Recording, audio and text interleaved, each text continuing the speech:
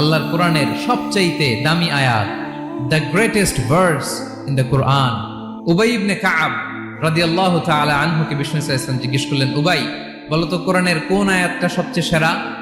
উবাই জানেন, তারপরে বললেন আল্লাহু ওয়া রাসূলুহু আ'লাম, আল্লাহ আল্লাহ রাসূল ভালো জানেন। দেখেন কত বিনয়ী ছিলেন সাহাবারা, জেনেও উত্তর দিতে চাইতেন না, ভাবতেন না জানি বিষ্ণুনবী নতুন কিছু আমাদেরকে জানায়।